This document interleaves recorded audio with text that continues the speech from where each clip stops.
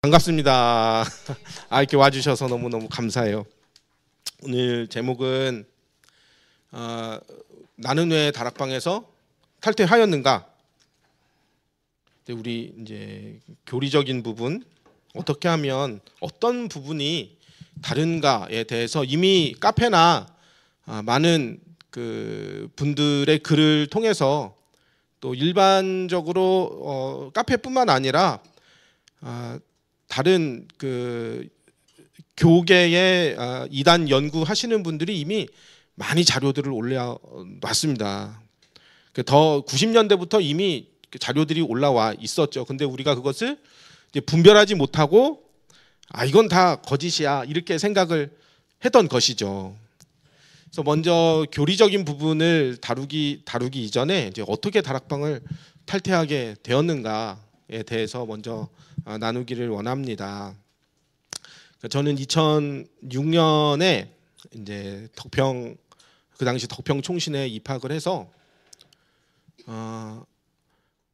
연구원 2학년까지 이제 다녔습니다. 2010년까지. 그리고 이제 그만하게 되었습니다. 그 주변 학생들도 같이 교우로 지냈던 학생들도 솔직히 이거 뭐가 잘못됐는데 야 이건 아니잖아 이렇게 말씀하시는 분들이 종종 많이 있었다고 생각합니다. 그리고 이거 좀 아닌 것 같아 라고 생각하면서 아마 제 생각엔 그래요. 서로가 서로를 보면서 쟤 좀 아닌 것 같아 쟤 좀 아닌 것 같아. 왜냐하면 이게 뭐가 아닌 것 같아 싶으니까 열심히들 안 했던 것 같아요. 그래도 이 정도 하면 되지 뭐. 그리고 나중에 뭐 적당히 캠프해서 뭐 교회 하지 뭐 이렇게 말씀하시는 분들도 또 있고 또 공부 열심히 하시는 분들도 있었고. 그래서 그 먼저 일단 섬겼던 교회에서 그 전도사 신학생으로 있었던 교회에서 이제 사임을 일단은 먼저 하게 됐습니다. 그리고 학교도 다니다가 중간에 이제 가지 않게 됐습니다. 그러면서 이제 완전한 탈퇴를 하게 된 거죠. 뭐 탈퇴한다고 소문을 낸다거나 뭐 나 이제 나갑니다 빠이빠이 이렇게 안녕하고 인사하고 나간 것도 아니고 저 혼자 그냥 안 나가 버린 거니까. 그리고 그 당시에는 그 개혁 합병 이전이었기 때문에 누가 인정을 안 해줬습니다. 그래서 여기저기 학교마다 전화해봐서 제가 학교를 계속 신학 공부를 계속 이어가고 싶은데 가능하겠습니까? 이렇게 물어보면은 단호하게 안 된다고 하는 데도 있었고 또 연락 주겠습니다 하고 이제 연락이 없고요. 그러면서 이제 받아준다는 데가 있어서 이제 가게 돼서 마저 졸업을 하게 되었죠. 그러면서 늘 일반 교회에 다니다가 원래 그 다락방 하던 교회였었어요. 다락방으로 옮겨가면서 인간관계 다 끊어지고 또 다락방에서 나오면서 또 인간관계 다 끊어지고 또 그 당시에 다락방에서 나올 때 몇몇 분들하고 같이 또 나오기도 했는데 또 그분들하고 그 당시에는 이제 좀 만나지 않게 되었습니다. 그러다 보니까 저 혼자가 됐죠. 몇몇 분들이 또 경기도 쪽에 계신데 저는 시골 동네에 있으니까 또 혼자가 되었습니다. 그렇게 2010년부터 사실은 혼자 있었습니다. 여태까지. 늘 외로웠고요. 늘 그 사람이 그리웠고요.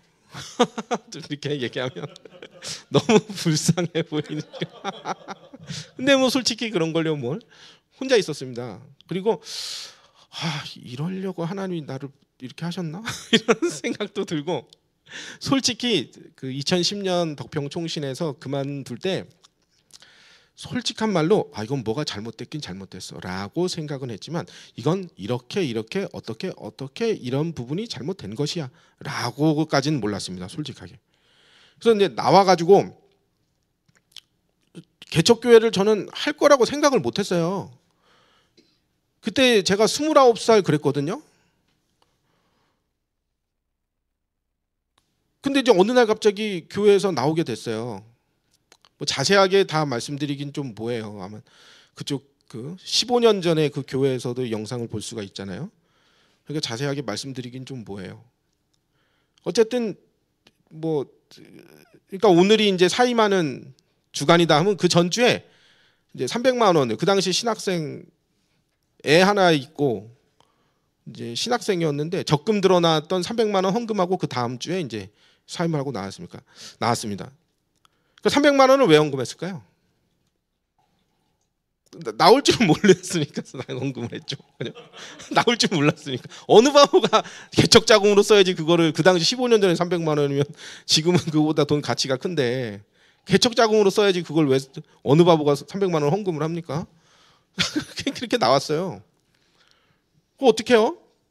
그래서 이제 개척교회 하려고 작정하고 나온 게 아니니까 어떻게 해야 되는지를 알겠습니까? 모르겠습니까? 근데 뭐 29살짜리고 뭘 알아요.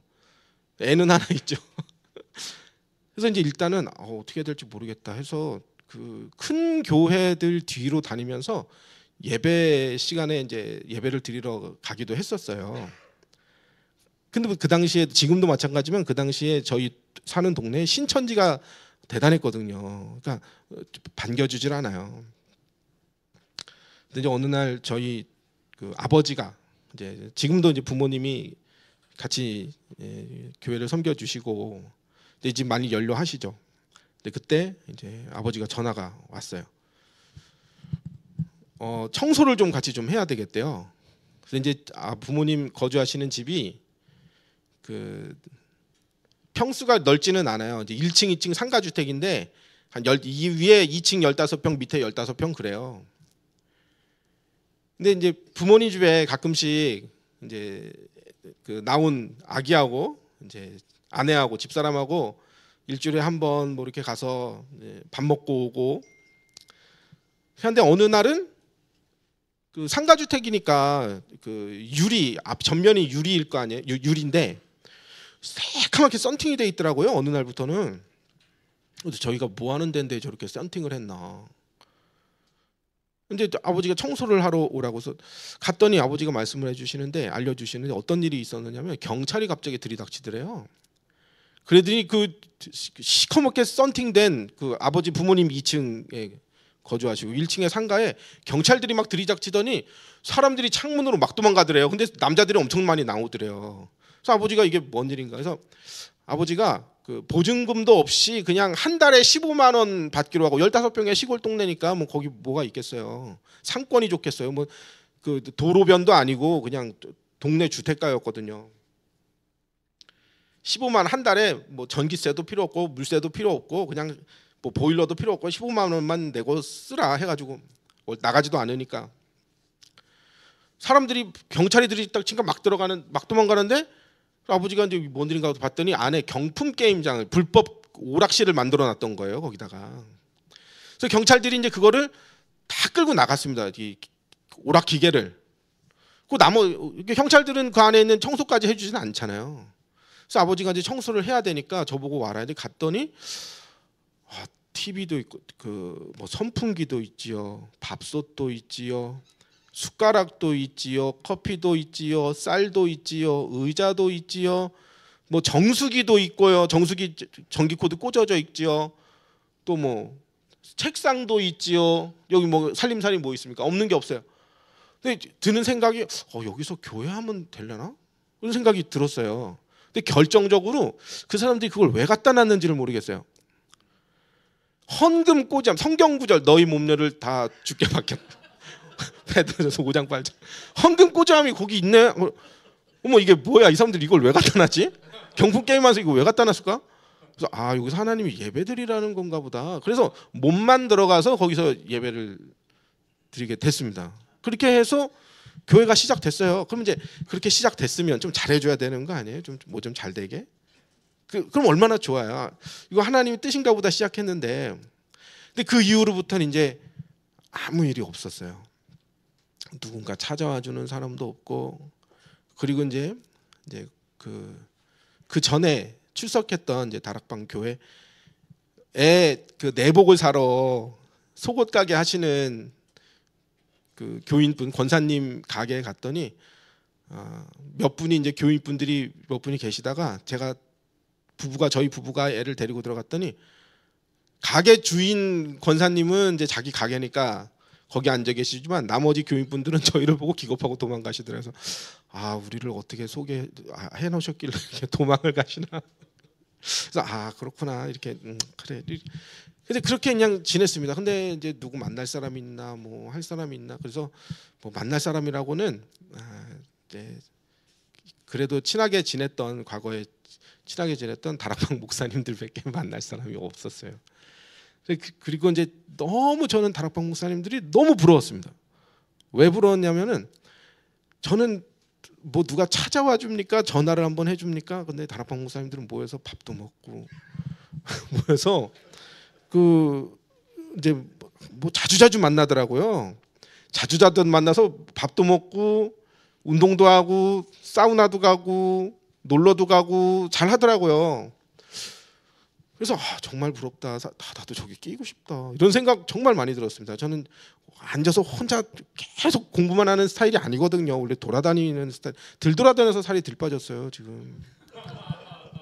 그런데 이제 또 이런 그러니까 저들 치근하게 생각해줘서 사실 저를 많이 챙겨 주셨었어요. 이런 말씀들 이렇게 얘기해 줄 때 사실은 마음이 정말 많이 흔들렸습니다. 인근에 청주나 이런 조금 더 큰 도시에 교인들 100명 넘고 이런 교회들이 지금 후임자가 없다. 그래서 너 와 일로 오면 내가 또 넣어줄게. 복귀의 다락방으로. 그러면 진짜 마음 흔들렸어요. 나 진짜 다시 가고 싶다 진짜. 왜냐면 늘 혼자 있고 뭐 찾아오는 사람이 있어요? 누가 있어요? 그러니까 애하고 같이 예배드리다가요, 가족하고 이제 또 같이 뭐 나온 건지 쫓겨난 건지 한 전도사님하고 이제 식구들하고 몇 명하고 같이 예배드리다가 애가 이제 자꾸 저희가 지금 애가 5이거든요. 그때부터 애를 연속으로 계속 2년마다 하나씩 계속 쭉쭉쭉쭉 나와서 이제 큰 애가 이제 고등학교 올라가고 막내가 지금 8살인데 애가 한번 울어 제끼면은 예배가 안 됩니다. 조그만 공간에 15평에서 무슨 예배가 되겠어요. 15평도 반은 이제 방 화장실로 빠져 있고 반만 쓰는 거예요. 이 상가 주택이니까. 그래서 애가 운다. 그럼 그것도 어떻게, 그럼 어른들이 어떻게 해야 돼요? 애 우는 것도 달래야 되잖아요. 그럼 방으로 다 들어가. 그럼 나 혼자 시계를 보고 시계가 동그랗게 생겼잖아요. 그러니까 사람 저기다 대고 복음은 말이야. 저 지금 시계가 저쪽에 있으니까. 그렇게 이제 그러니까 시계를 보고 끝까지 할 수 있는 게 진짜 사역자의 실력입니다. 이게 진짜 실력이에요. 끝까지 할 수 있어요. 시계를 보고 저거 사람 얼굴이라 생각하고. 그래서 저렇게 아날로그 시계가 좋아요. 동그란 게 비슷비슷하게 생겼으니까. 그러다가 2010년에 다락방에서 탈퇴를 할 때 저 혼자 나올 때는 다락방 내에 윤리 도덕적인 문제가 있었는 줄을 몰랐습니다. 저는 솔직하게. 근데 아는 사람들도 있었다고 하더라고요. 그리고 그런 얘기들도 해주더라고요. 이런 문제가 있다. 해외에는 이런 문제가 있다. 근데 저는 솔직히 그렇게 생각 안 했어요. 에이, 거짓말이겠지. 설마 그랬겠어? 이렇게 생각했거든요. 얼마나 바쁘신데 그럴 수가 있겠어. 이렇게 생각했는데 지금 생각해 보면은 그랬구나. 그리고 피스첩 이후에는 그거 맞는 그 시절 이야기가 맞는 얘기였구나. 이렇게 좀 생각은 됩니다. 그래서 이제 교리적인 부분도 사실은 잘 모르고 일단 잘못됐다고 해서 생각하고 나왔는데 윤리 도덕적인 문제가 있었는 줄은 몰랐고, 그래서 당장 이제 개척교회를 하게 되었는데 20하고 30살짜리가 뭘 알아요. 그리고 이제 그 당시에 만약에 다락방 교회였으면 그 본부 녹취록 출력해다가 하면 되잖아요. 근데 저는 그게 아니잖아요. 그거 안 한다고 하고 나온 건데 그럼 할 줄 아는 게 없잖아요. 그래서 어쩔 수 없이 박영선 목사님의 설교를 일단은 난 남의 거를 뺏겨야 되겠다. 일단은 티 안 나게 뺏겨야 되겠다. 그래서 뭘 뺏겨야 되나? 박영선 목사님의 설교를 일단은 다 외웠어요. 그리고 그걸 똑같이 하기 시작했어요. 하다 보니까 말투면 뭐면 그 당시엔 아주 비슷하더라고요. 근데 그때부터 보이기 시작하는 거예요. 박영선 목사님이 그 당시에 80년대 90년대 한국교회를 강타한 워치만리, 위트니스리 그리고 구원파 여기에 대해서 설명을 하나하나 해주시는 설교들을 자주자주 듣고 또 하나님과의 인격적인 관계라는 부분에 대해서 설명을 해주시는데 가만 듣고 보니까 이게 다 이쪽 이야기였네. 내가 있었던 곳에서의 이야기네. 이런 생각이 그때부터 하나하나가 분별이 되더라고요. 이게 정통신학 입장에서, 언약신학 입장에서 이런 부분이 잘못되었고 이런 부분을 몰랐구나. 그리고 나는 솔직히 하나님과의 인격적인 관계, 나는 하나님을 몰랐었구나. 하나님은 이런 분이시구나. 예수님은 이런 분이시구나 라는 것을 박영선 목사님의 설교를 달달달달 외우면서 나도 해야 되니까, 설교를 해야 되니까 그러면서 분별이 되기 시작했어요. 그래서 지금도 누가 그렇게 물어보잖아요. 이게 어떻게 잘못된 거예요?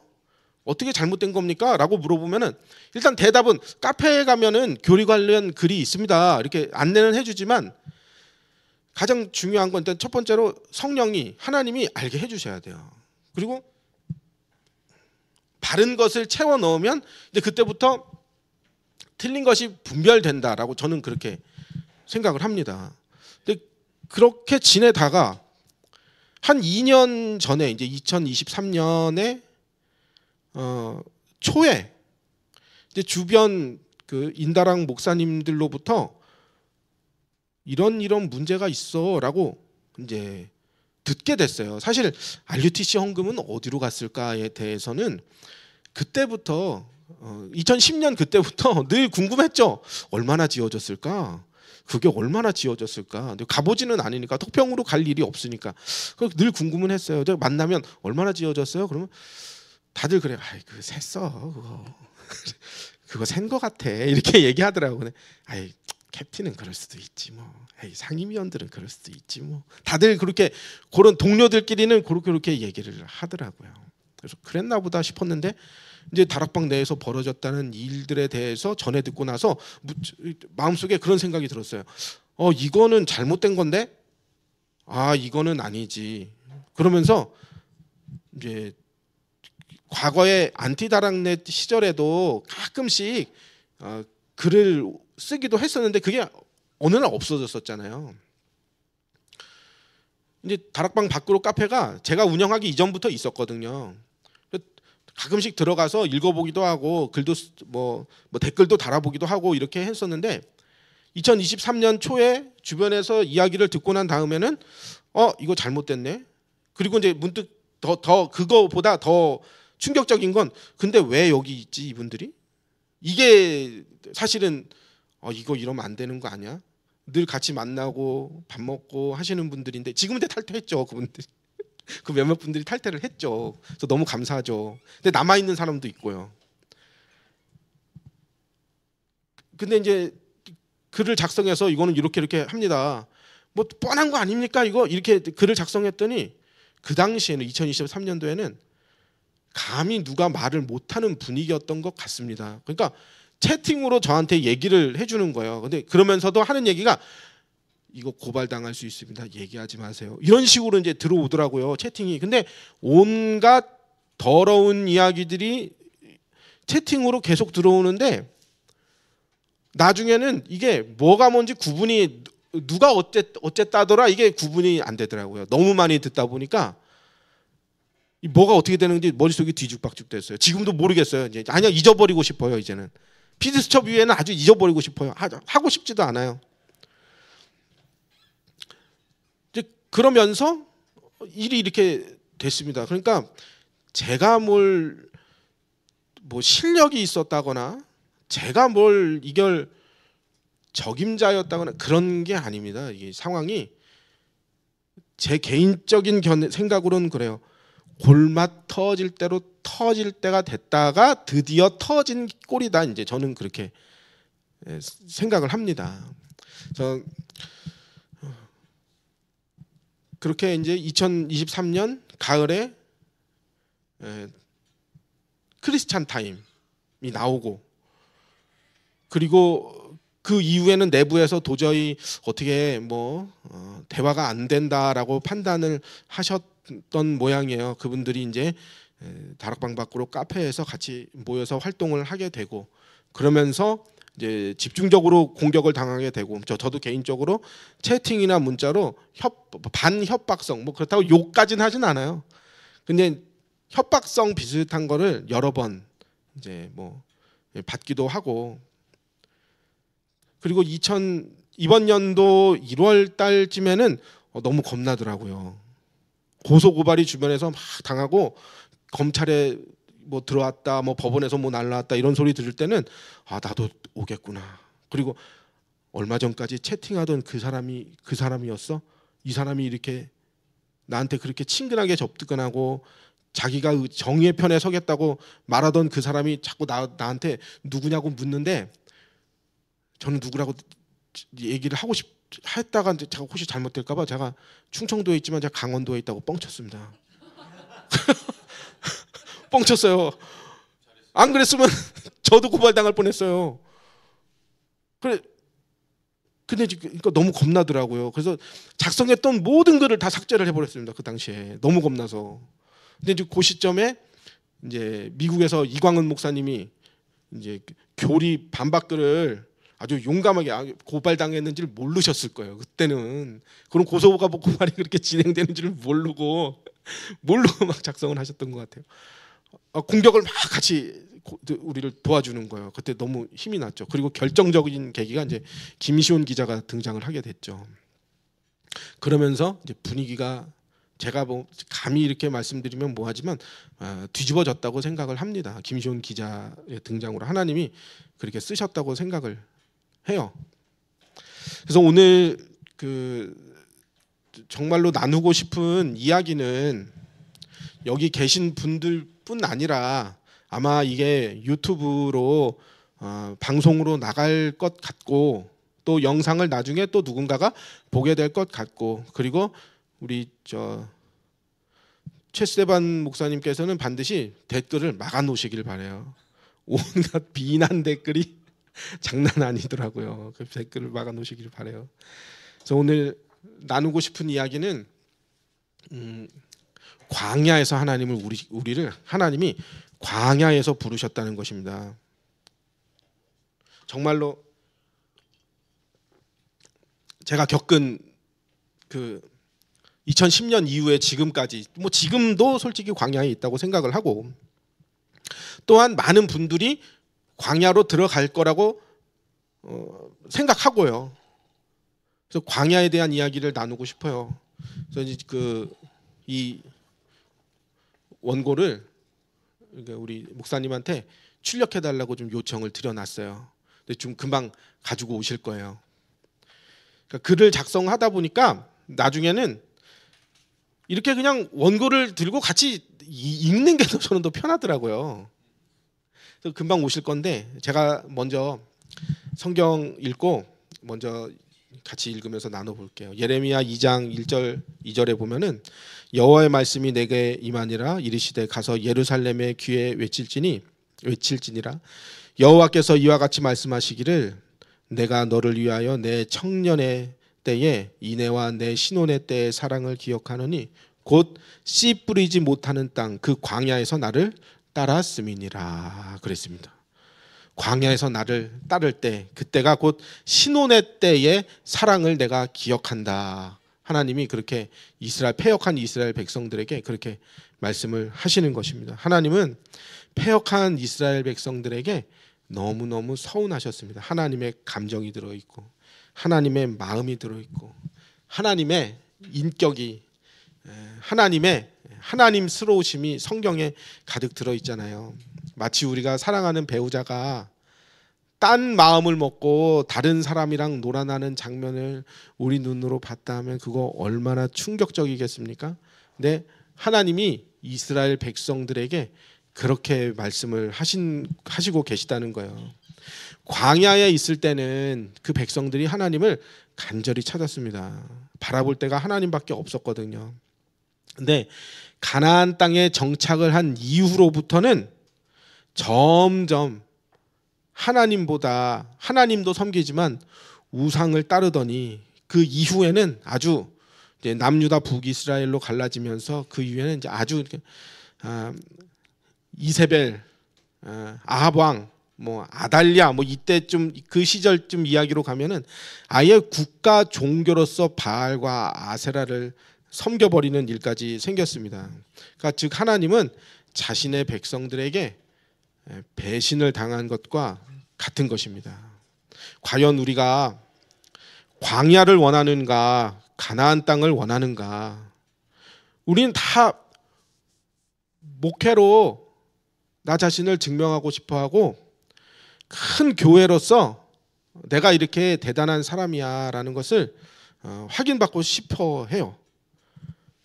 저희 그 2010년부터 시작된 교회가 문을 닫지는 않았어요. 그렇다고 해서 사람이 많이 모이는 건 아니에요. 또 얼마나 모이느냐가 그 어떤 잘한다 못한다의 기준이 될 수는 없겠지만 너무너무 부끄럽지만 솔직한 말로 한 10대 명 모여요.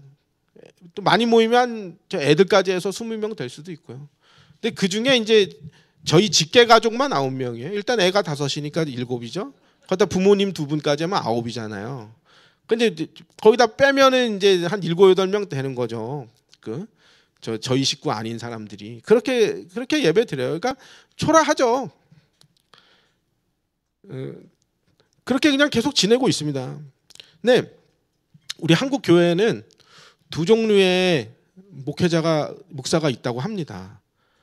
두 종류 중 하나는 큰 교회 하는 목사. 그 둘 중에 나머지 하나는 큰 교회 하고 싶은 목사. 이렇게 두 부류의 목사가 있다고 해요. 근데 우리가 왜 그런 생각을 가지고 있는가 하면 80년대, 90년대에 우리는 한국 교회의 급성장하는 모습을 보고 자라난 세대들이에요. 지금 우리는. 그러니까 우리가 생각하는 목회 성공, 훌륭한 목사의 기준은 큰 교회 목사입니다. 이게 머릿속에 우리는 이미 인식이 되어 있는 거예요. 그래서 젖과 꿀이 흐르는 가나안 땅에서 누리게 될 어떤 풍요로움, 그거 멋지게 뒤에다가 칠판 다 갖다 놓고 착 이것만 이제 생각을 하고 있는 거죠. 이런 것만. 그런데 정말로 하나님이 쓰시는 목회자로서 뭐 제가 감히 뭐 이런 말씀을 드리기가 너무 부끄럽고 사실은 주제에 넘치는 이야기이겠지만 하나님이 우리를 더욱더 사랑하시려고 가까이 두시려고 훌륭한 목회자요 전도자요 주님이 쓰시는 종으로 만드시려고 여기 이제 선배님들 많이 계시지만 나중에 저 카메라를 통해서 보게 될 많은 사람들이 있잖아요. 그래서 그분들을 향해서 이제 말씀을 전한다고 생각해요. 하나님이 우리를 광야로 부르신다고 생각합니다. 하나님의 백성된 자세, 마음, 하나님의 백성된 하나님의 종이 된 바른 인격과 훌륭한 내용들은 광야에서 만들어진다고 생각합니다. 하나님만 간절히 바라보며 하나님으로만 생명의 근원을 찾고 하나님을 간절히 바라보고 하나님을 간절히 찾고 하나님만 더욱더 의지하고 하나님으로만 생명의 근원을 찾는 자들에게 아마 하나님은 땅의 부요함이나 그것이 목적은 아니지만 우리에게 충만한 은혜들을 더욱더 허락하실 거라고 믿습니다. 그래서 하나님이 전공 필수로서 반드시 그것을 통과해야 되는 과정으로서 광야를 우리에게 허락하신다고 저는 생각합니다. 근데 이 광야는 들어가고 싶어서 들어가지 않습니다. 억지로 시작합니다. 지금 우리는 다 광야에 있다고 생각해요. 탈퇴한 목사님들 다 떠났잖아요. 공개 탈퇴 안 하신 분들이 더 잘한 것 같아. 가만 보면. 그죠? 공개 탈퇴 안 하신 분들이 더 잘했어요. 그런 세상적인 기준으로 봤을 때 탈퇴하신 목사님들 그 자리에서 다 교인분들 다 떠나가고 우리 광야로 다 내어 쫓겨났습니다. 지금 자청해서 광야로 들어가는 사람은 아무도 없어요. 그러니까 광야라는 말의 원어적 의미는 이제 미드바르 해가지고 우리가 이제 원어는 겉핥기로 배웠어도 한글로는 잘 읽을 수 있거든요. 그러니까 하나님의 음성을 크게 듣고 가까이 듣고 하나님이 임재하시는 지성소를 광야라고 합니다. 광야에서는 하나님이 우리에게, 백성들에게 목소리를 크게 하십니다. 왜냐하면 우리가 바라볼 때가 하나님밖에 없어서 그래요. 근데 가나안 땅에 가면 하나님이 목소리를 줄여서 속삭이면서 말씀을 하십니다. 왜냐하면 우리가 하나님 이외에 시선 둘 곳이 너무 많아지기 때문에 그렇습니다. 하나님 말고도 즐거운 것들이 너무너무 많아요. 젖과 꿀이 흐르는 땅, 아름답고 광대한 땅임에도 불구하고 그곳에 들어갔다가는 하나님을 떠나기가 너무 쉬운 것입니다. 첫사람 아담은 이 세상 무엇보다 어느 곳보다 충만한, 풍요롭고 누릴 것이 많고 먹을 것이 넉넉하고 남부럽지 않은 상태에 있을 때 타락했습니다. 그러니까 우리는 하물며 죄를 가지고 태어난 사람인데 첫사람 아담이 누렸던 그 에덴의 축복만큼, 가나안의 축복과 같은 좋은 것들을 가지게 되었을 때 우리는 과연 어떻게 될까요? 첫사람 아담도 실패했는데 우리라고 실패하지 않겠습니까? 우리는 죄질 기회를 못 얻었기 때문에 타락하지 못했던 것이지, 어쩌면 죄질 기회가 지어졌으면 더 큰 죄를 지었을 수도 있다고 생각해요. 이제 얼마 전에 이제 과거에 같이 그 탈퇴했던 이제 어느 목사님하고 통화했어요. 이제 뭐 형님 뭐 잘 계세요? 뭐 이것 이런 것 저런 것도 물어보고 하면서 저한테 그래요. 야, 너도 말이야. 너 강의하는데 너 1,000,000원씩 준다 그래봐. 너 딴 생각 안 하겠어? 야, 너 뒤로 막 네 뒤로 줄 서봐. 너도 그 생각 안 하겠어? 우리 다 똑같은 거야. 그러더라고요. 근데 그 말 맞다고 생각해요. 하나님이 우리를 너무너무 사랑하셔서 죄질 기회를 안 줬어요.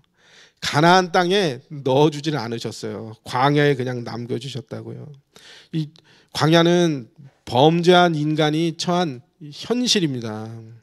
하나님으로부터 내어 쫓김을 당한 상태, 에덴이 변해서 광야가 되어버렸잖아요. 광야는 1차적으로 하나님께 벌을 받는 장소가 광야입니다. 그곳에 떨어지면 나 스스로의 연약함을 더욱더 깨닫게 되고, 내가 뭘 특별히 잘못한 게 생각이 안 나도 용서를 막 잘못했다고 구하게 돼요. 하나님을 간절히 찾아요. 하나님 옆에 계신데도 보고 있어도 보고 싶은 그런 고백이 나오게 되는 곳이 바로 광야입니다. 자동으로 나와요. 우리가 그런 관계, 하나님을 그렇게 간절히 바라보는 상황과 입장과 형편과 사정 속에 그렇게 놓였다는 것입니다. 어떻게 하면 에덴을, 가나안 땅을 들어가고 싶나요? 그러니까 사람들이 다 로또 복권도 사보고, 목사라는 그 직분을 가진 사람들은 교회를 부흥해 보고 싶기도 하고, 모든 죄인은 그렇게 착각하고 살고 있는 것입니다. 그런 우리에게 하나님이 광야로 우리를 초대하셨습니다. 인간은 낭떠러지와 벼랑 끝에 가봐야 그제서야 비로소 인간은 하나님을 찾게 되어 있습니다. 우리의 체질이 원래 그런 걸 어떻게 하겠어요. 그래서 하나님 우리를 너무너무 사랑하시기 때문에 우리를 광야로 부르셨어요. 광야에서 오직 암갈색 바위와 흙과 돌만 있어요. 광야에는 아무것도 없어요. 저 이스라엘 팔레스타인 전쟁한다고 요새 이제 우리나라 정치 이슈가 너무 커가지고 요새 좀 들 나오는 것 같아요. 가자지구 전쟁 났다 얘기 들 나오는 것 같은데, 그 뉴스에 보면 뭐 세계는 지금 이런 데 보면은 전부 다 암갈색이에요. 암갈색 여기 저 벽이 좀 구리색이네요. 그러니까 저런 색 비슷해요. 저거보다 좀 더 어두워요. 고동색. 전부 다 바위와 산들이 전부 다 암갈색이에요. 아무것도 없어요. 풀도 없죠. 뭐 푸른 초장과 뭐 푸른 초장과 뭐 맑은 시냇물가로 있는 푸른 초장 하나도 없어요. 맑은 시냇물 하나도 없어요. 전부 다 사막이에요. 돌덩어리가 잔뜩 있어요. 그 광야예요. 흙이 많아 그럼 사막이에요. 광야가 그런 곳입니다. 우리 조상, 그 믿음의 조상 아브라함은 원래 가나안 땅에서 살았었어요. 아주 풍족하고 좋은 땅, 표현상 가나안 땅, 메소포타미아와 하란, 얼마나 좋은 땅이에요. 거기서 하나님이 불러주셨어요. 불렀는데 가보니까 거기가 광야였어요. 가나안 땅으로 갔죠. 근데 아무것도 없죠. 기근이 들고 척박하니까 아무것도 없잖아요. 전쟁이 있고 주변에서 공격을 하고 밀어내고 몰아내고. 근데 하나님이 거기서 또 기근을 계속 갖다 주셨어요. 그러니까 어떻게 해요? 애굽으로 또 내려가야 되잖아요. 근데 거기서 아브라함은 하나님을 깊게 경험했어요. 잘못은 내가 했는데 혼나는 건 바로가 혼나고 바로에게 은금 보화 다 뺏어다가 가지고 들고 올라가라고 하시네. 근데 만약에 하나님이 아브라함에게 야, 너 애굽에서 너 왕해라. 내가 오늘 왕 자리를 너에게 줄게. 애굽의 왕궁을 너에게 줄게.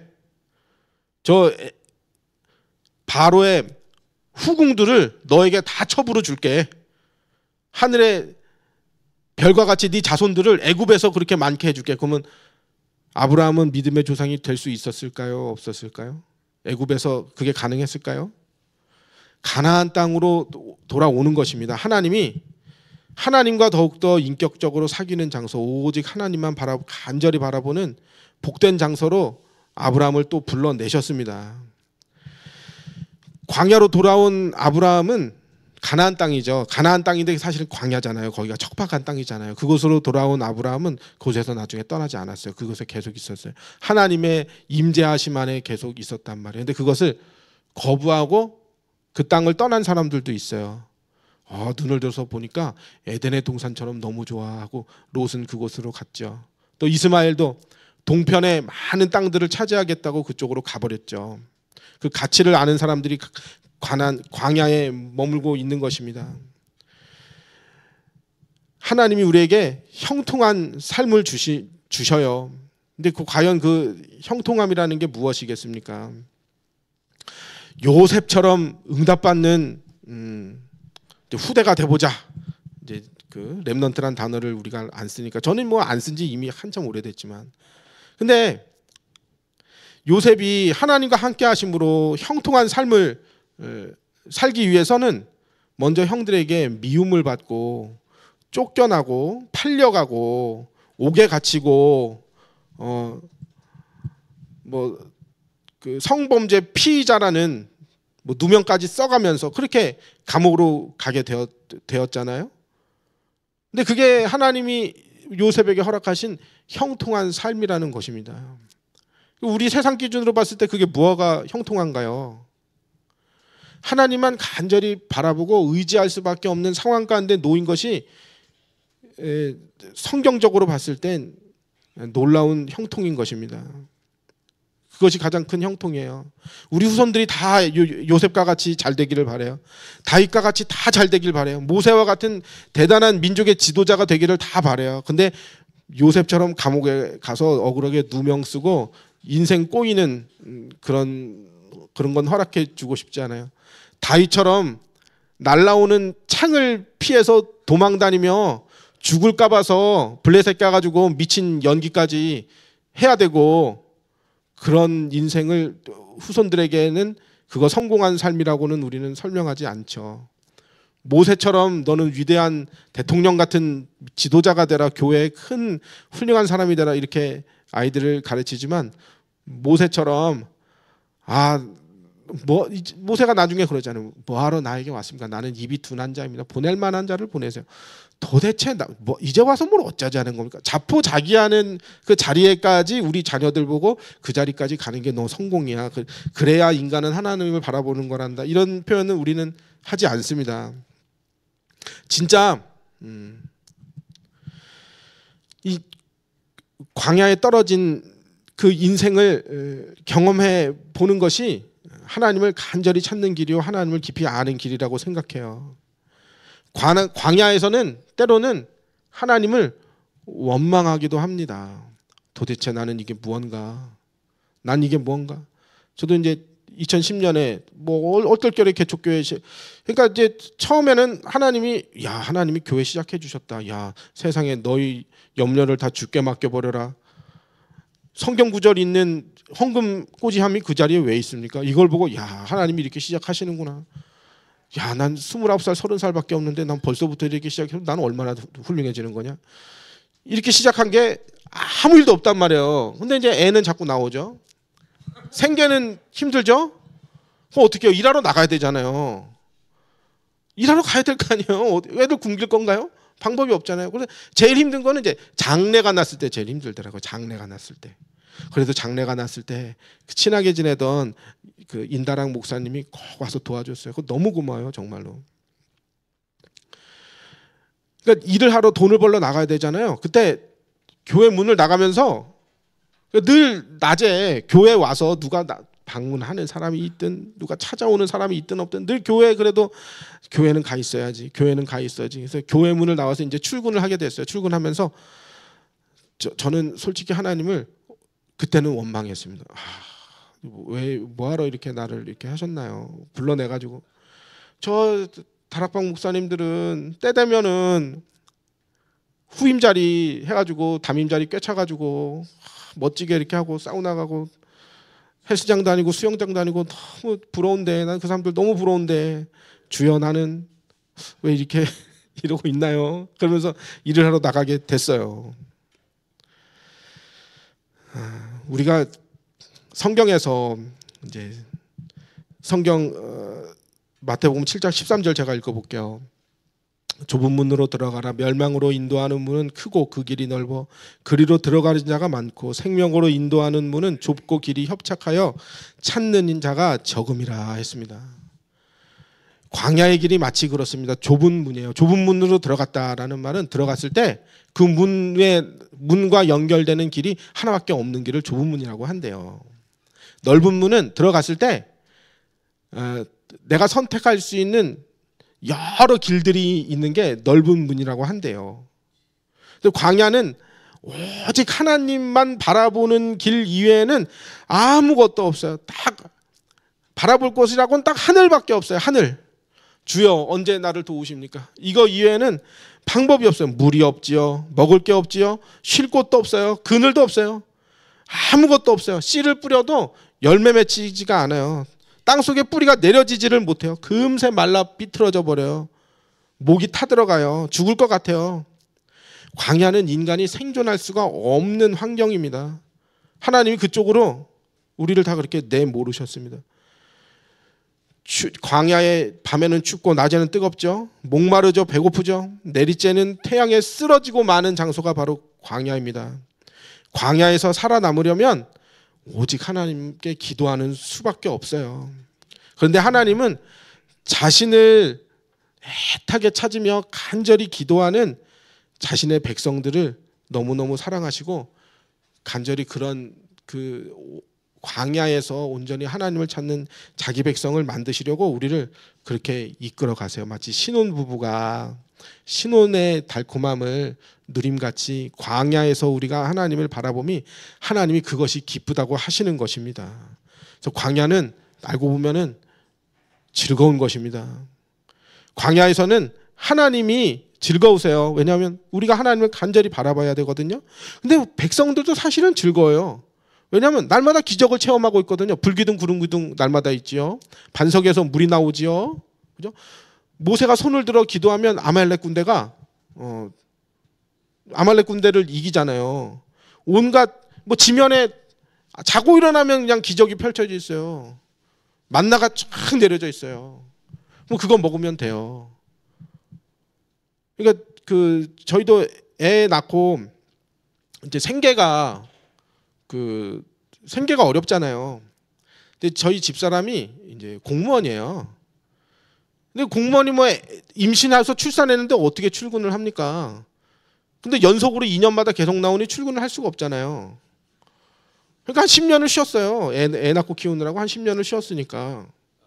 근데 이제 공무원 좋은 점이 있어요. 애 낳으면은요 한 70만 원을 줘요. 1년간 줘요. 그러면 이제 애를 낳아. 그러면 그때부터 70만 원씩 나라에서 받아요. 그러면 그 돈 가지고 이제 버텨요. 그러다가 이제 그 다음 해가 됐어요. 그럼 애는 이제 2년 터울로 나오니까 1년간은 70만 원 가지고 이제 적당히 먹고 살았어요. 그 다음 해는 없잖아요. 이게 연년생으로 계속 애가 나오는 게 아니었잖아요. 없어요. 그럼 이제 둘이서 기도해요. 큰일 났다. 이거 어떡하지? 나라에서 이제 나오는 돈도 없어. 큰일 났다. 우리 큰일 났네. 근데 그 다음에 1년을 살았어요. 그러면 또 두 부부가 그렇게 고백하는 거예요. 야, 하나님 우리 1년 지켰어. 이제 애 하나 나오면 또 70만 원 나오겠지. 그렇게 애 5을 그렇게 이렇게 지났어요. 또 나오. 그 나중에는요. 나중에 이제 일하러 출근했잖아요. 그러니까 애 낳는데 저 산부인과도 못 갔어요. 집사람 혼자 가서 애 낳았어요. 애가 많으면 그렇게 되더라고요. 그러니까 광야는요.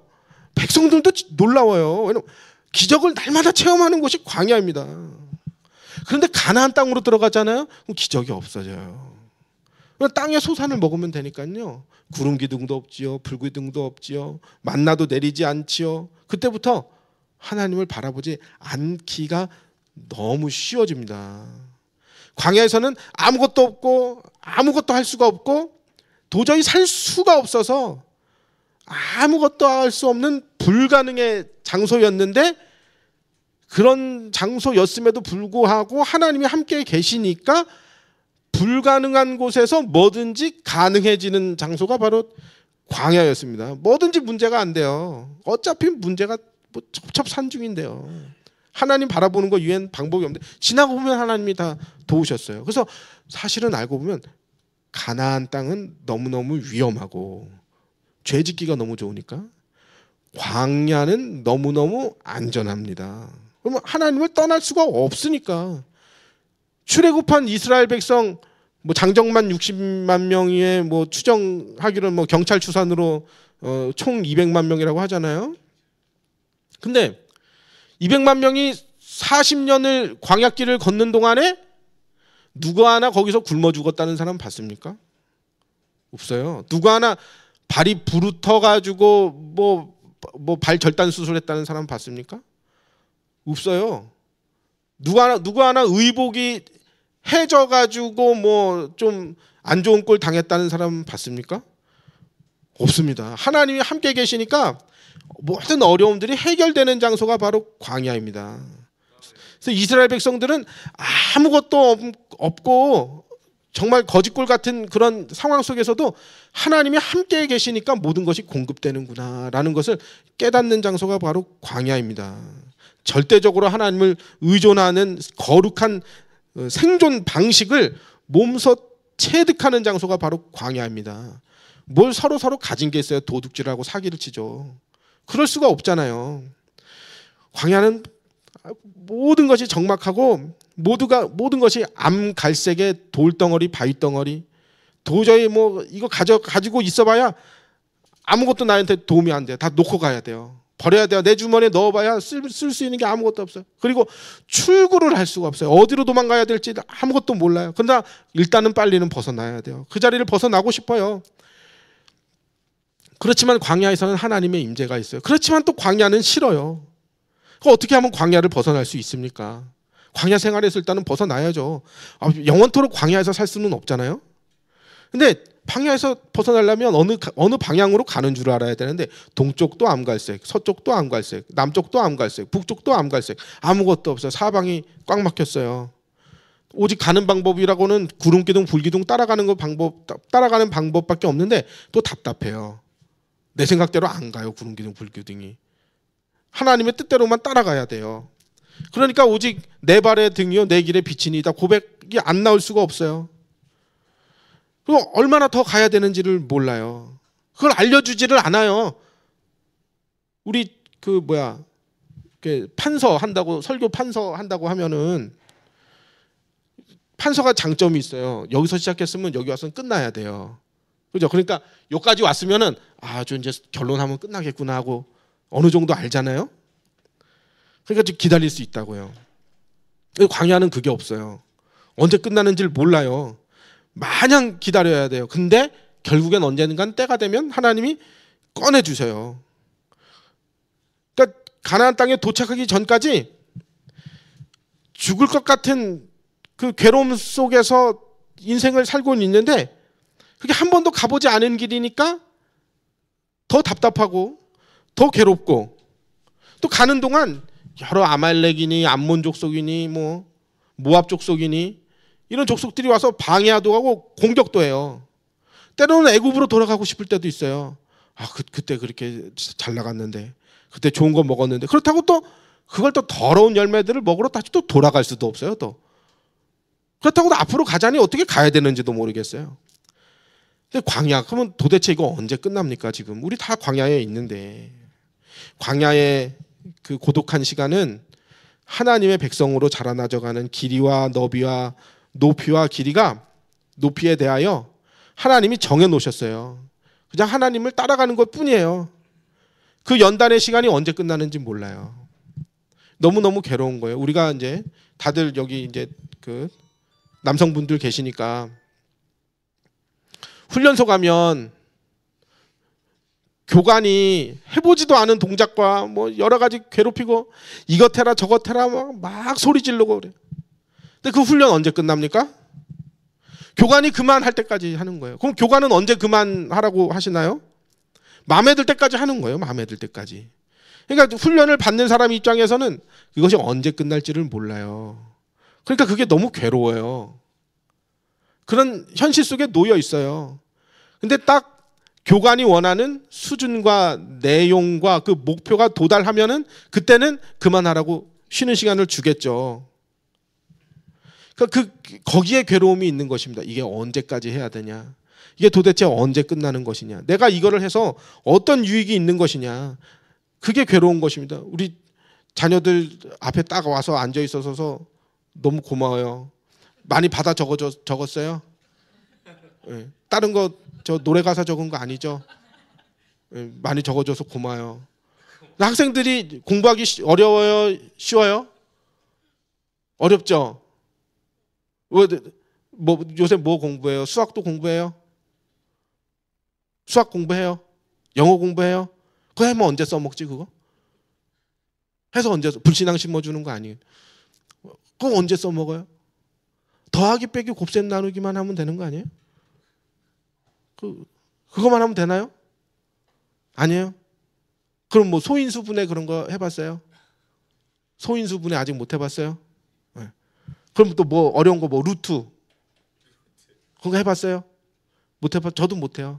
까먹었어요. 어떻게 하는지 지금 까먹었어요.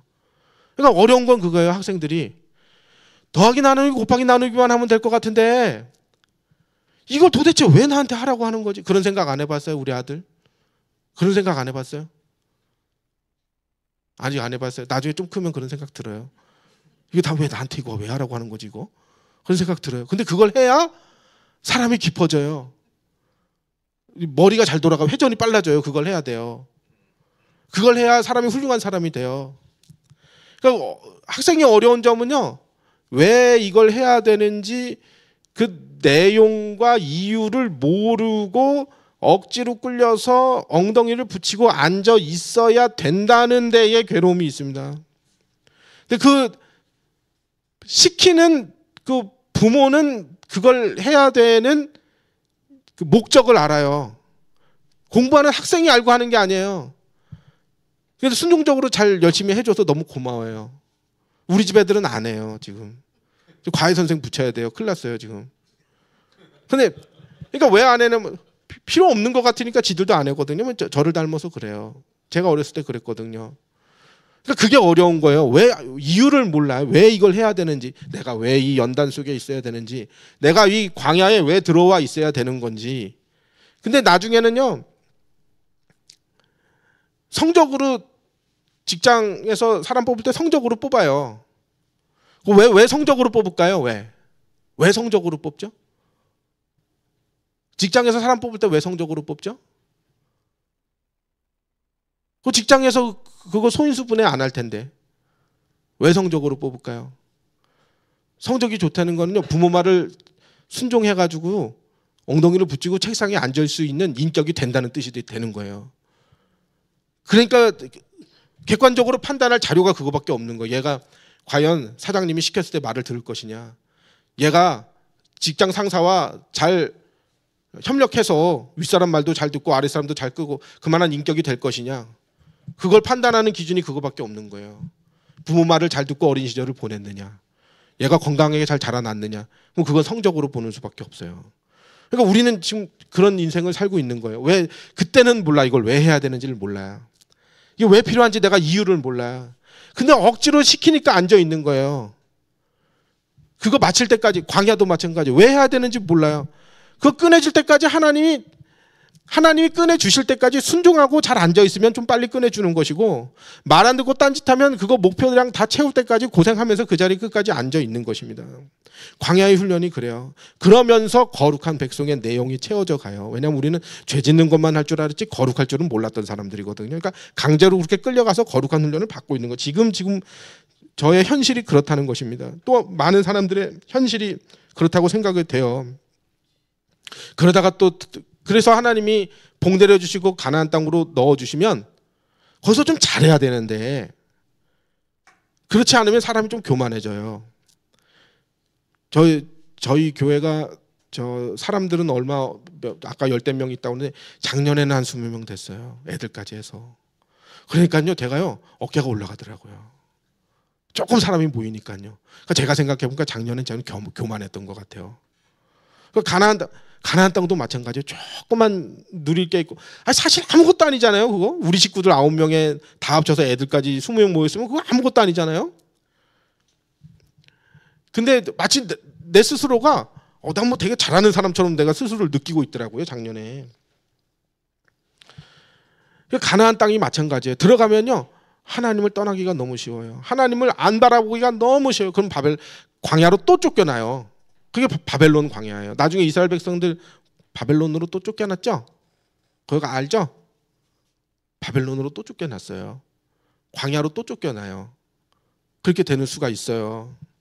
광야에서는 음식을 창고에 저장할 수가 없어요.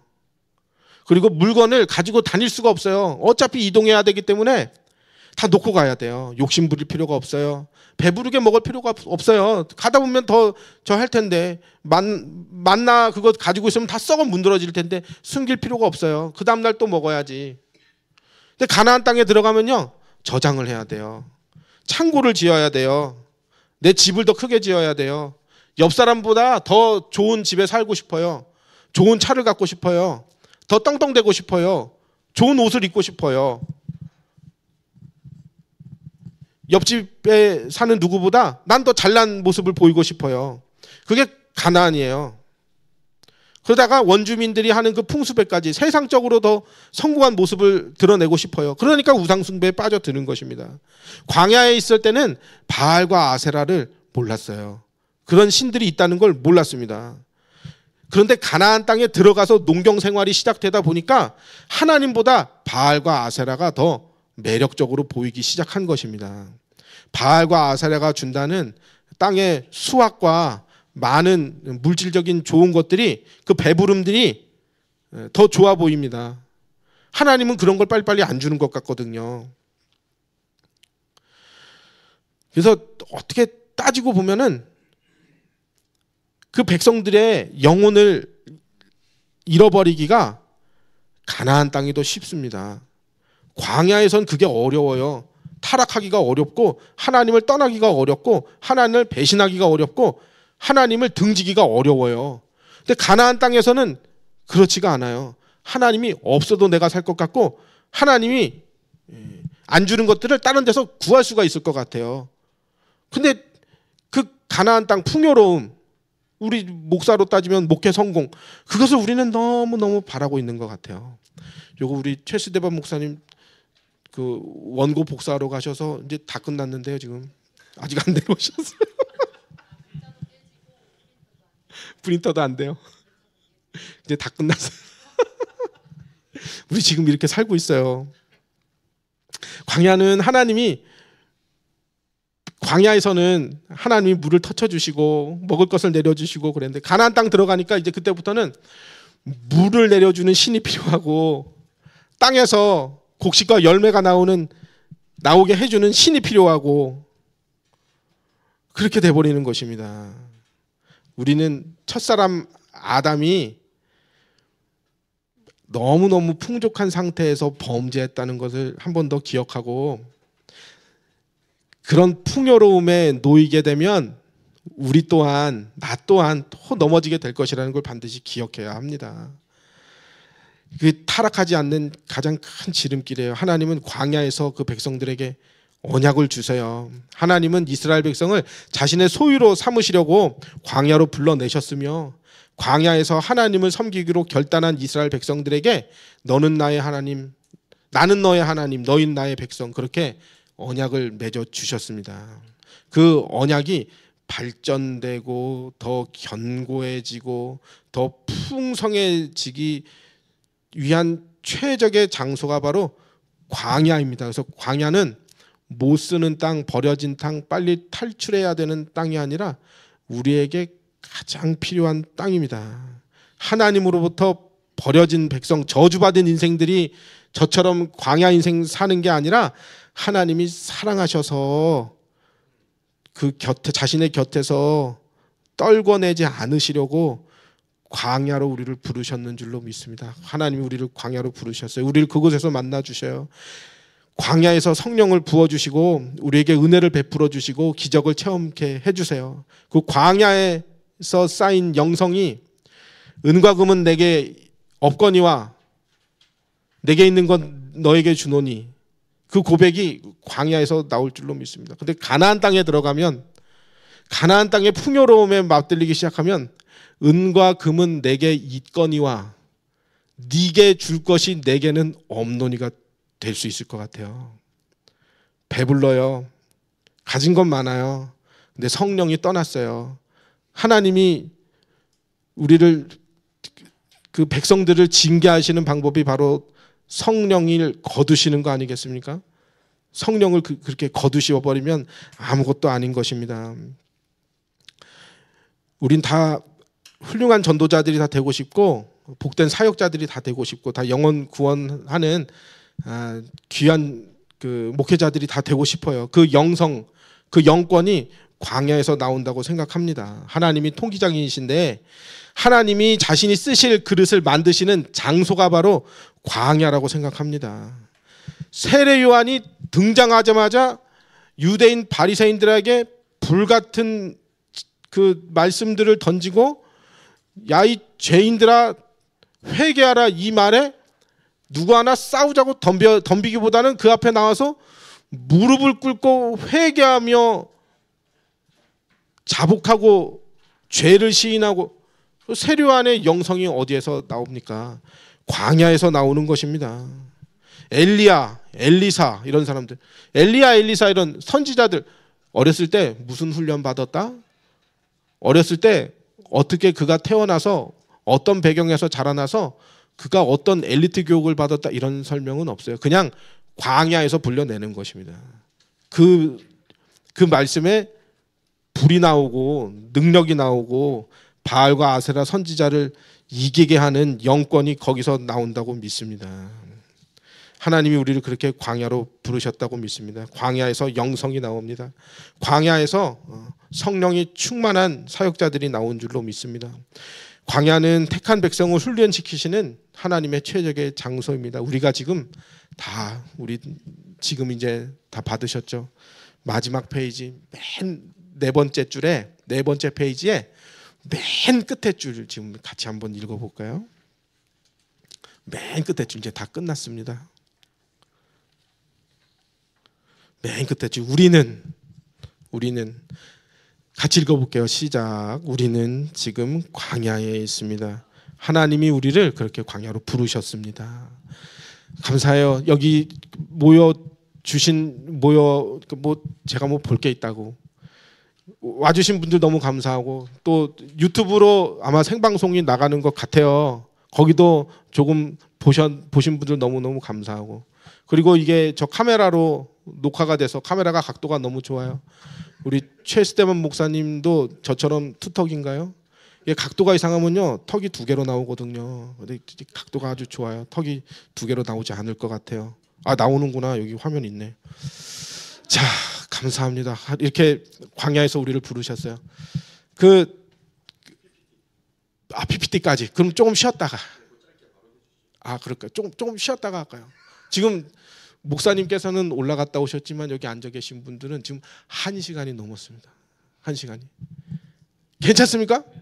괜찮습니까? 예. 그럼 PPT 바로. 알겠습니다. 그럼 예.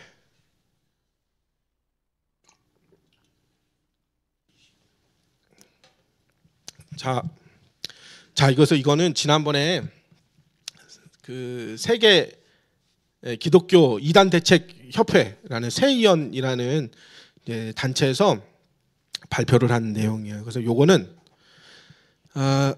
이미 영상이 올라가 있고 조회수가 한 8,600이 넘어갔고 그 밑에 이제 댓글을 한번 읽어보실래요? 가관이요, 댓글이 가관이요. 그리고 이제 저는 댓글 유튜브 댓글에 밑에 보면은 이름이 있잖아요. 누가 있는지. 근데 한글로 이름 있는 사람이 있어요. 근데 과거에 15년 전 29살 때 신앙생활 할 때 이름 아는 사람 이름들이 있어요. 그 사람들이 저를 응원해주면 얼마나 고마워요. 근데 안 그러시더라고요. 비난 많이 하시더라고요. 이렇게 못 만난 지가 15년인데 그리고 또 뭐 만나진 않지만 어쩌다 가끔 문자 메시지가 와요. 우리 딸 누구 결혼해요. 그러면은 직접 가면은 혹시나 제가 욕을 먹을까봐 계좌로 5만 원, 10만 원 이렇게 보내줘요. 그러면 이제 보내주고 난 다음에는 그래도 아무리 내가 그들 눈에 배교자요, 나쁜 놈, 이단에 빠진 자라고 그렇게 해도 그래도 문자 메시지로 답장은 오겠지. 아유 와서 식사라도 하고 가시지 이렇게 보내주셨습니까? 우리 그래도 우리 신혼여행 잘 갔다 오고 이렇게 문자라도 보내주지 하고 내심 기다리면은요 오게요 안 오게요? 안 와. 그리고 이제 장례식 났다고 또 문자 메시지가 와요. 알려와요. 그러면은 저녁 한 7시 8시쯤 가면은 혹시 그 교인들이 나보고 미워할까봐 밤 11시 12시에 가요. 그러면은 어차피 밤 11시 12시 아무도 없잖아요. 그럼 가면은 아유 그래도 오랜만에 만나서 반갑네요. 이렇게 인사라도 해주겠지 하고 가요. 그러면요 딱 보고요 네 하고 딱 돌아서 상주가 그러면 그 친척들이 와가지고 아유 어떻게 오셨습니까? 어디서 오셨습니까? 그럼 아유 예전에 아는 사람이에요. 그 봉투만 전달하고 오기도 하고. 근데 그렇게 댓글이 이제 달리더라고요. 그분들이 그렇게 너무하다 그런 생각도 들면서 이 파워포신을 보니까 그 가슴 아픈 사연이 생각이 났어요. 그래서 이거는 그때 발표를 했던 내용인데 지금 이제 9시니까 9시 20분까지 너무 힘드시지 않겠어요? 괜찮겠어요? 근데 요거는 그 많이 혹시 이거 영상 보신 분들 계세요? 없으세요? 못 보셨구나. 조회수가 8,600번인데 그래서 요거 그 영상이 이미 유튜브에 올라와 있는데 자 다락방은 어떻게 이단인가? 지방교회와 비슷한 영지주의 사상이 가득 들어있는데 이 영지주의 사상이라는 게요 특별한 게 아니에요. 우리 일상생활에 가득 들어있어요. 그리고 80년대 90년대 워치만리가 한국교회를 강타를 했어요. 그러니까 많이 깔려있는 사상이에요. 이게 영지주의 사상이. 그리고 구원파와 많이 비슷한 구원론을 가져요. 그런데 거기에 베레와와 비슷한 또 신론까지 들어있다 보니까 구원파는 그래도 율법이 하나님의 말씀인데 이걸 완전히 폐기된 거냐 어디까지 지켜야 되는 거냐 이런 차이에서 성화와 영화를 주장하지 않으면서 이제 방종과 부패로 구원파가 나갔다면 다락방은 거하고 조금 다르다고 생각합니다. 왜냐하면 모든 문제의 원인을 사탄이 갖다 준다고 생각하기 때문에 사탄만 꺾으면 나머지는 아무 문제가 안 되는 거예요. 그러니까 율법도 중요하게 하나님의 말씀, 율법이 하나님의 말씀인데 여기에 대한 감각이 없는 거죠. 그러니까 인간이 어떻게 인생의 문제를 만나게 되고 불신자 상태에 빠지게 됐습니까? 범죄하여 하나님의 율법에 의한 공의로운 진노 아래 떨어진 것이잖아요. 그래서 예수님이 십자가에 달리신 것은 그 율법의 진노, 하나님의 공의로운 심판과 형벌을 다 받으신 거잖아요. 그게 성경에서 말하는 구원이고 예수님의 속죄 사역인 거잖아요. 하나님의 율법의 진노를 받으신 것이지 마귀를 꺾는 게 목적이 아니잖아요. 그러니까 사탄 배상설이라는 것은 꼭 사탄에게 예수님이 자신의 핏값을 마귀에게 주고 사왔다. 이것도 사탄 배상설이겠지만은 근본적으로 마귀 문제를 해결하기 위하여 예수님이 구속사역을 하셨다라는 그 명제 자체가 사탄 배상설입니다. 그게. 그러니까 다락방에서 예수님이 사탄에게 자신의 그 몸값을 내주기 위해 십자가에 달렸다. 이렇게는 말 안 하거든요. 근데 그렇게는 말 안 하지만 예수님의 십자가 사역 자체를 사탄 문제 해결로 보고 있다는 그 자체만으로도 이건 사탄 배선설입니다. 그래서 율법에 대한 내용도 구원파가 보는 거하고는 조금 다르죠. 구원파는 그래도 율법에 의한 진노를 해결하시려 예수님이 오셨는데 그 해결 범위가 어디냐에 따라서 그래서 모든 율법이 다 끝났다. 그게 이제 구원파라면. 그래서 이제 도덕법도 필요 없고 뭐 성화도 필요 없고 내가 죄인입니다 하면은 그건 예수님 안 믿는 게 되고 예수님 십자가를 부인하는 게 된다. 이렇게 구원파는 그런 식으로 구원론적 이단이라면 다락방은 비슷비슷하면서 조금 더 다른 부분이 있죠. 왜냐하면 처음부터 율법의 진노를 해결하러 오셨다고 설명하지 않고 마귀 문제를 해결하러 왔다고 말하고 있으니까 다른 점이라고 할 수 있겠죠. 그래서 배타적인 교회관, 그래서 다락방만 복음을 깨달았다 이렇게 말하고 있죠. 어느 쪽으로 해야지 이게 작동이 됩니까? 자, 어떻게 이단인가? 성경보다 높은 설교자의 설교자의 권위가 성경보다 높은. 그러니까 직접적으로는 말 안 해요. 얼마 전에 엊그저께 누군가 어느 전도사님이 영상을 하나 유튜브에 올라왔더라고요. 그걸 또 누가 카페에다가 올려놨어요. 그러니까 그분이 RLS 때부터 자라난 모태 다락방이면서 덕평 신학교 RTS 연구원 3학년까지 공부한 아주 전 인격적 다락방인데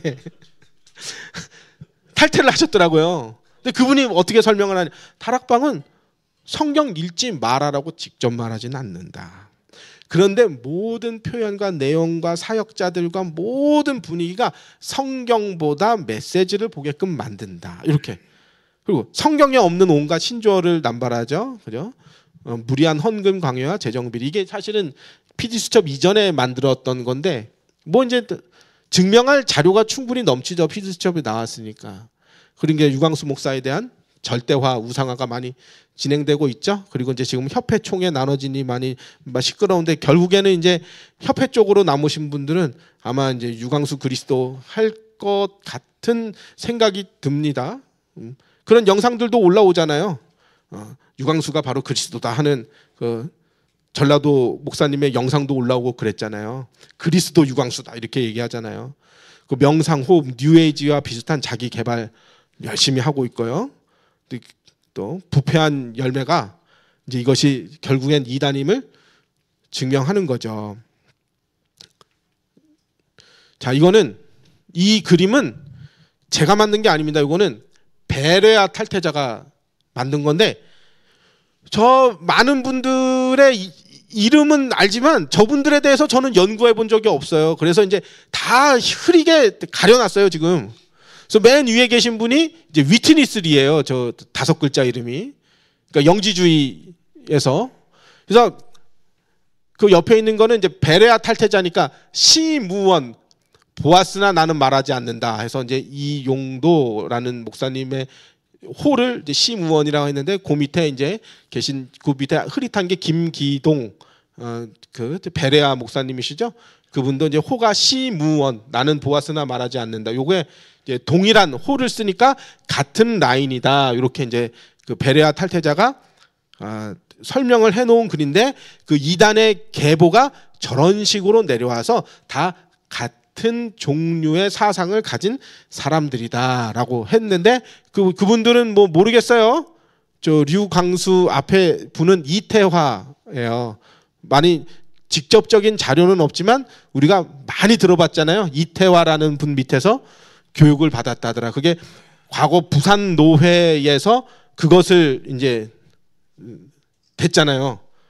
이태화. 그러니까 나는 그러니까 구경만 뭐 건물 본 것도 뭐 훈련 받은 겁니까? 거기가 이제 이태화인 거고요. 근데 이태화라는 분이 한만영이라는 분한테 허리케인도 다 보이네 저게. 한만영 그 위에 김기동 그 위에 이제 이용도 위트니스리가 있다. 이제 이렇게. 이거 제가 만든 자료가 아니고요. 고발하려면은 저걸 만든 베레아 탈퇴자 쪽으로 고발하시면 되겠습니다. 허위 사실이 아닙니다. 이것은.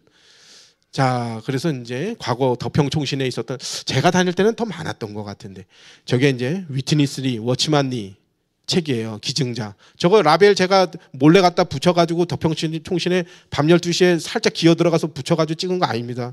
원래 있는 걸 찍은 겁니다. 저게.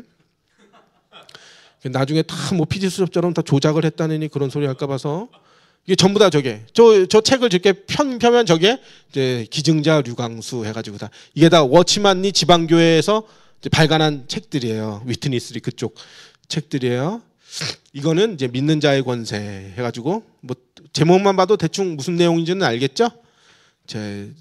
이걸 주신 분이 이제 저기 그 이름도 있는데 이름을 제가 가려놨네요. 제가 고발당할까 봐서 가려놨어요. 저걸 명예훼손이라 소리 들을까 봐서. 그러니까 없는 소리를 하는 게 아니라 근거 자료를 가지고 하는 얘기다 이 말입니다. 이것도 이제 워치만리 위트니스리 한국복음서원에서 나온 거예요. 총회신학교 도서관. 옛날에 이름이 총회신학교였었어요. 저희 학교 다닐 때는. 저기 2000 몇 년입니까? 저기 잘 안 보이네요. 예. 2005년. 예. 6월 10일 기증. 그러니까 우리 때요. 도서관을 건축했어요. 그래서 원래는요.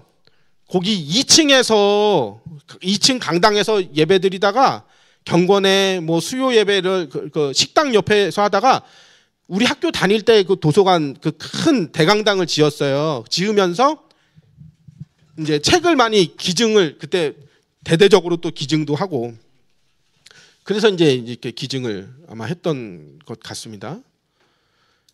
저것도 외면적 그리스도인, 내면적 그리스도인. 저자는 워치만리. 그래서 이제 저것도 기증하셨고 또 성경에서 본 현죽한 여인 저것도 기증하신 것입니다. 저거 라벨 다시 한번 말씀드리면 제가 몰래 12시에 기어 들어가 가지고 살짝 붙여놓고 도장 찍은 게 아니라는 거. 거기서 거기에 실제로 있는 책이라는 거. 그래서 저 책 그 모서리기 쪽에는요 그 총재 목사님이 기증한 거에는 류라고 써 있어요. 그 도서관을 실제로 가본 사람들은 알 거예요. 류라고 써 있습니다. 그래서 렘넌트 신학 연구원에는 이런 책들이 아주 많아요. 근데 이거 이외에도 많은 책들을 기증하셨겠죠. 그랬을 것입니다. 근데 그러니까 영지주의 이원론이 아니다 이렇게 생각할 수도 있을 것 같아요. 뭐 수많은 책 중에 뭐 그 당시에 뭐 그거 안 볼 사람이 누가 있냐 이렇게 생각할 수도 있겠지만 지방교회는 이게 지금 동영상 플레이가 될까요? 한번 눌러볼게요. 안 되네.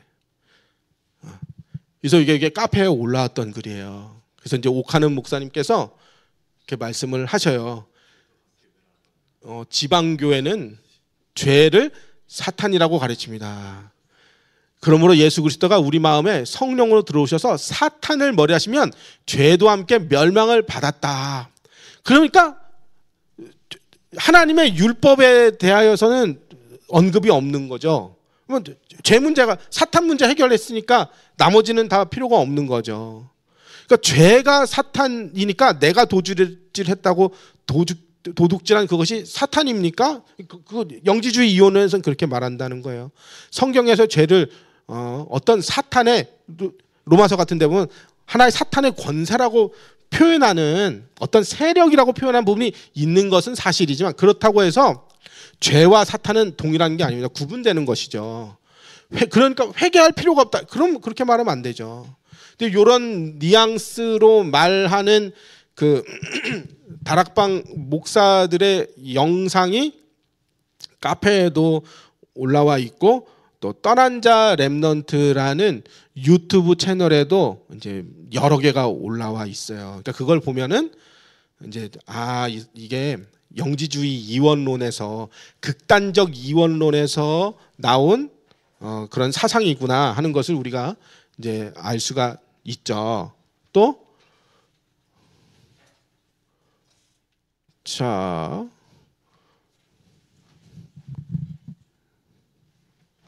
음. 근데 이제 영지주의 유언론에서는 죄와 사탄을 저렇게 동일시해서 인간이 가진 부패한 본성을 마귀로 해석을 해봐요. 부패한 죄성이라고 하지 않고 마귀로 해석을 해봐요. 그래서 내가 지은 죄는 내 의지와 상관없이 배후의 역사는 사탄이 조종해서 발생했으니 나에게는 책임이 없으니까 죄를 지어도 죄의식도 없고 죄책감도 없는 것인데, 그럼 실제로 다락방에서도 그렇게 말을 했는가? 아까 오카는 목사님이 영지주의에 대해서 설명했다면 실제로 다락방에서도 그렇게 설명을 했는가? 자, 파일이 커서 요게 플레이가 되면 딱 좋은데, 요게 거기서 마우스로 혹시 플레이 한번 시켜줄 수 있나요?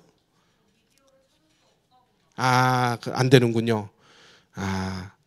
그래서 요거는 이제 류광수 목사가 로마서 7장을 설교하면서 내 속에 두 사람이 있다고 했거든요. 이렇게 말씀하세요. 그러면서 내 속에 있는 사탄의 망대를 무너뜨려라 이렇게 표현을 하시거든요. 그러니까 우리 속에 신자에게도 사탄의 망대가 들어와 있기도 하고, 하나님도 우리를 다스리시고 마귀도 우리를 다스리시고, 이게 이제 극단적 이원론이에요. 성경에는 분명히 마귀의 자녀라는 표현은 있습니다.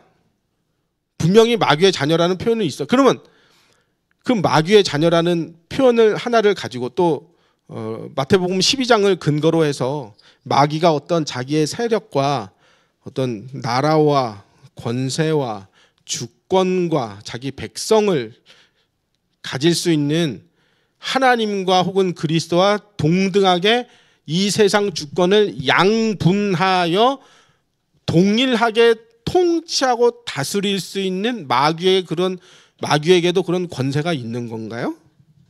그게 극단적 이원론이거든요. 근데 우리는 그렇게 배운 거예요.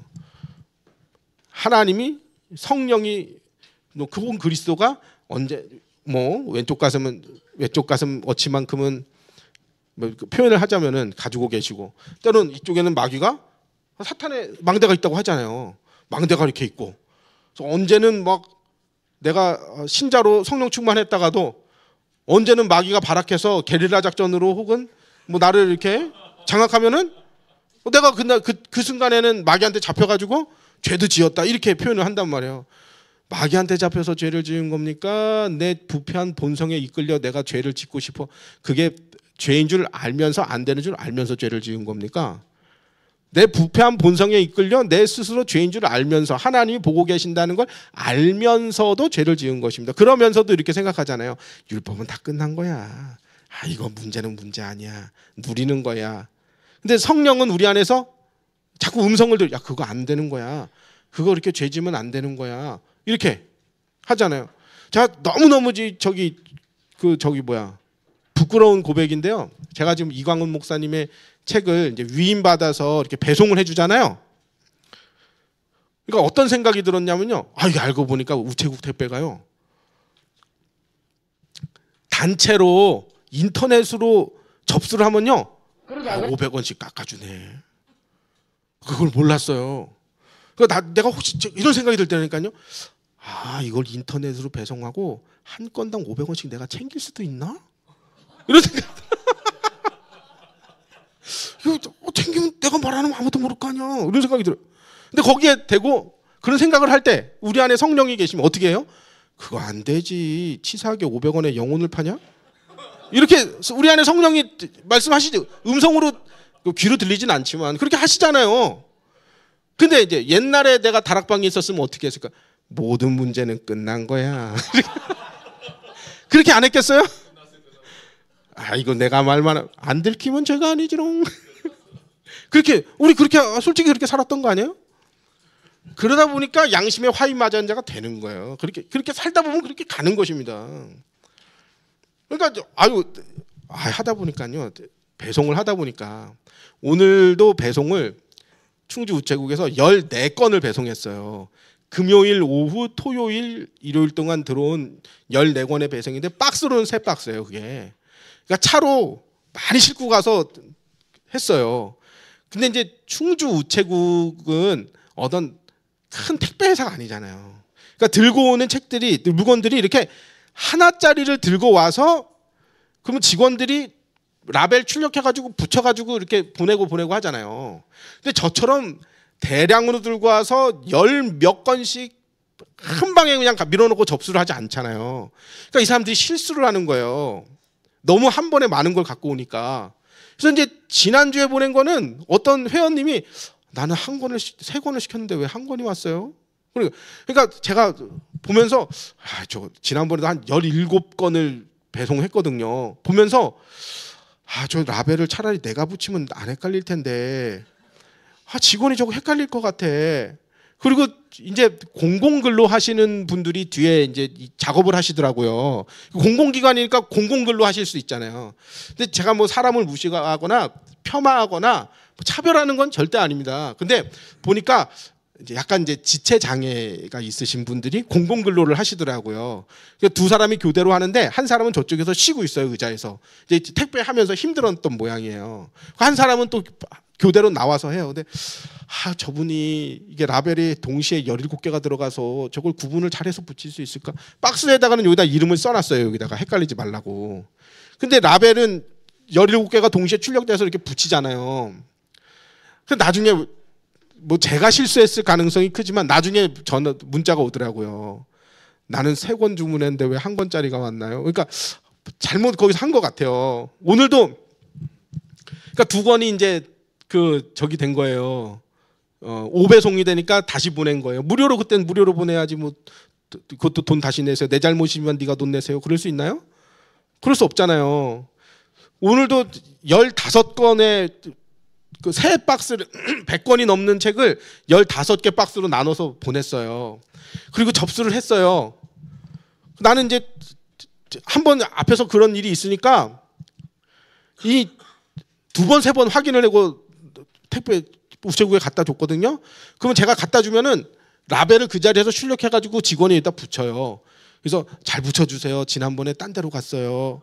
잘 붙여주세요. 그리고 인사하고 나왔는데 차에 타려고 하는데 전화가 와요. 손님 15개를 박스를 주셨는데 박스가 14개밖에 없어요. 그런 거예요. 갔죠. 가가지고 아까 제가 봤거든요. 얘가 거기 컨베이어 벨트에 떨어졌는데 선생님이 못 보신 거를 저 선생님이 주워가지고 넣는 걸 제가 봤어요. 그래서 제가 잘 보라고 했잖아요. 그래서 안으로 들어가가지고 그걸 꺼내가지고 내가 붙여서 이렇게 했어요. 그러니까 그 이전에 2박스 5배송 난 거 제가 아무래도 제가 실수한 것 같지가 않아요. 그 직원이 실수를 한 것 같아요. 그러니까 그 생각이 드는 거예요. 그 2박스 그거 내가 실수한 것도 아닌데 요거 택배비 인터넷 접수 500원씩 이익 남겨가지고 2만 원 그거 내가 저기 채워 넣을까? 이런 생각이 들더라는 거예요. 그런 생각이 들면 어떻게 우리 마음에 성령이 계시잖아요. 성령이 계시면 어떻게? 야 2만 원에 네 영혼을 파냐? 이렇게 음성은 들리죠. 근데 과거에 만약에 내가 다락방에 있었으면은 그랬을 거예요. 뭐 다 끝난 건데 그리스도 해결 때 다 끝난 건데 뭘 그까지 2만 원 가지고 뭐 이거 한다고 누가 나한테 시비를 걸겠어? 솔직한 말로 내가 이거 심부름하고 있는데 내가 2만 원, 그 2만 원이 문제야? 이렇게 내가 생각했겠죠. 그게 다르다는 거예요. 하나님의 율법을 뭐 율법에 저기 2만 원 떼먹지 마라 이렇게는 안 써 있지만 그게 다르다는 거예요. 하나님을 의식하고 사는 사람, 하나님의 눈치를 보고 사는 사람, 하나님이 내 앞에 주 예수께서 우리 눈엔 보이진 않지만 우리 귀에 그 음성이 들리지 않지만 나와 동행하고 있다고 실제로 믿고 있는 사람은 그렇게 죄를 지을 수 없다는 것입니다. 자, 지금 9시 20분이에요. 이거요. 그 영상에 가면은 있는데 그게 달 것 같아요. 너무 늦죠? 너무 늦을 것 같아요. 그죠? 너무 늦을 것 같아요. 어제 재미있으셨나요? 예, 월요일 저녁 다들 피곤하시죠? 예, 저는 이제 이 광야 이거 언제 이게 출력본이 내려오나 하면서 하다 보니까 1시간을 제가 이걸 가지고 다 시간을 잡아먹었습니다. 너 유익했나요?